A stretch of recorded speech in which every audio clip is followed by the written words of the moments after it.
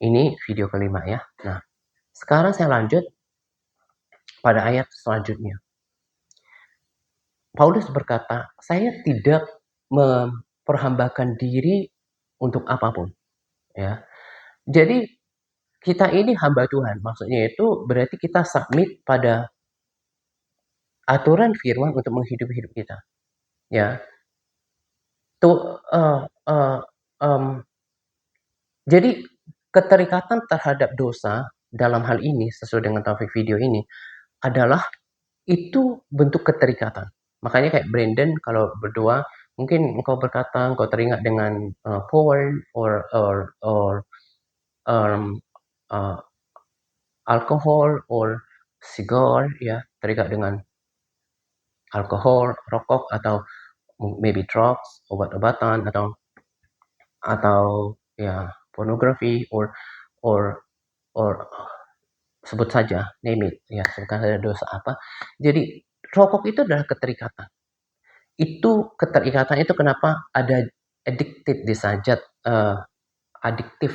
Ya, Paulus katakan saya nggak membiarkan diri saya sebagai hamba Tuhan yang memang saya harus menjalankan hidup saya seturut dengan firman Tuhan. Saya nggak diperhamba oleh apapun juga. Nah, jadi kita harusnya nggak diperhamba oleh apapun, nggak diperhamba oleh apapun juga. Nah, kemudian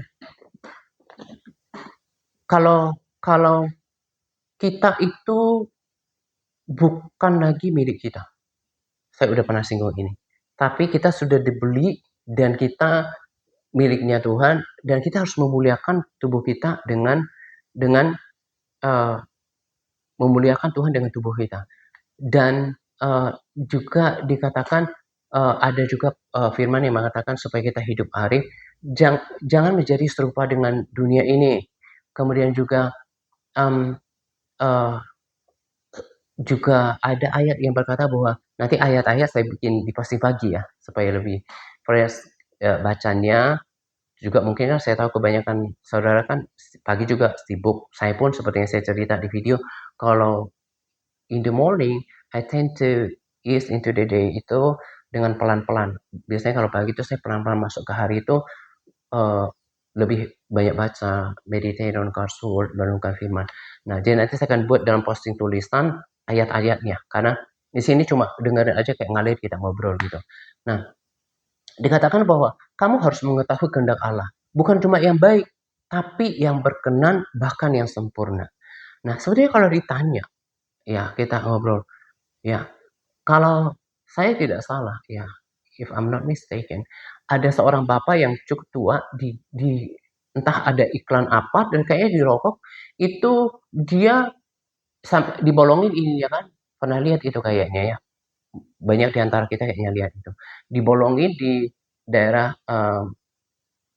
Adam's Apple di Jakonia itu, karena akibat daripada merokok. Coba kita ngobrol. Memang penyakit bisa datang dari mana-mana, tapi ada beberapa penyakit yang uh, sebagai um,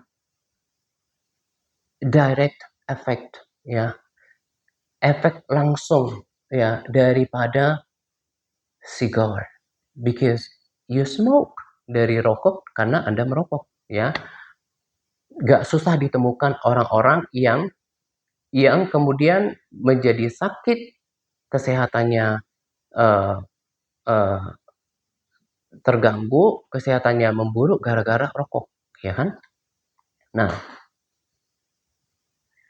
berarti kita sudah melakukan sesuatu, memang nggak merugikan orang lain, merugikan diri kita sendiri. Tapi bukan dirimu sebenarnya yang dirugikan, telah merugikan milik daripada si pemilik hidup yang tadi saya sebutkan. Hidup kita ini bukan milik kita lagi. Bertanggung jawab loh sama pemilik barang. Misalnya, misalnya, misalnya saudara memakai barang seseorang, let's say their phone, ya, their cell phone, handphone mereka, terus rusak. Kira-kira kita secara pribadi ada deg-degannya kan, ini harus bertanggung jawab kan. Iya, harus mungkin restitution, ganti rugi, ya, untuk barang ya mungkin handphone mungkin cukup mahal atau mungkin yang lebih gampang lah, entah ibu-ibu mungkin payung, atau bapak-bapak mungkin kayak, eee eee, misalnya, eee eee eee, gergaji mungkin atau palu atau apa, kunci-kunci apa, motor mungkin atau apa, hilang atau apa. Kita kan terbeban untuk to give restitution, untuk memberikan ganti rugi. Kita pasti berpikir, "Ini harus bertanggung jawab nih sama yang punya." It is as simple as that. Itu sesederhana itu. Setiap kita akan berdiri satu-satu untuk mempertanggungjawabkan cara hidup kita di hadapan Tuhan nanti. Nah, bagaimana bagaimana dirimu akan mempertanggungjawabkan kesehatan yang sudah dibeli dengan mahal dan dirusak oleh gaya hidup yang buruk? Jangan merasa kayak petantang-petenteng ya istilahnya itu kayak sekarang, nggak ada Tuhan, nggak tanggung jawab. Sadar atau tidak sadar, semuanya itu udah dicatat dan setiap orang harus memberikan pertanggungjawaban nanti. Nah jadi, itu sih saya selalu bilang, kenapa saya selalu dorong untuk baca Alkitab. Karena saya selalu mengajar dari firman. Kalau saudara baca Alkitab, maka saudara akan lebih mudah mengerti apa yang saya sampaikan dan pastinya Anda tidak akan menentang apa yang saya bagikan. Nah, terus kemudian, kenapa saya tantang untuk lahir baru? Karena kalau kita lahir baru, Roh Kudus akan melahirkan baru hati kita, sehingga kita lebih mudah untuk menjadi pelaku firman Tuhan. Tadi kan saya sudah bicara, rokok itu punya zat adiktif, punya zat yang membuat orang terikat. That means it is not always easy, ya, to release.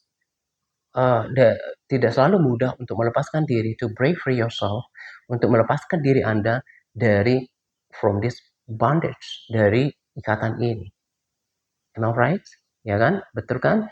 Nah, jadi kalau orang udah lahir baru dan dia berdoa baca firman, nanti over time, seturut waktu, itu akan pelan-pelan terkikis oleh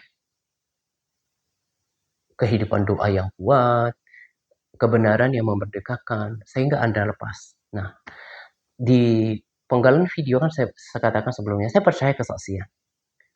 Jadi kalau saya katakan tadi di judulnya atau pernyataan saya, perokok itu pasti masuk neraka, pasti akan ada banyak pertentangan. And in my opinion, makanya saya nggak katakan itu, menurut pendapat saya, itu adalah pernyataan yang kurang berhikmat. Tapi, as I say, saya percaya kesaksian. Nah, nanti tim admin, kemarin Bu Alina udah taruh ya di doa pertobatan, itu doa lahir baru, tentang bagaimana gereja GMS dan juga Brandon memanggil orang untuk lahir baru. Karena gini, kelahiran baru help you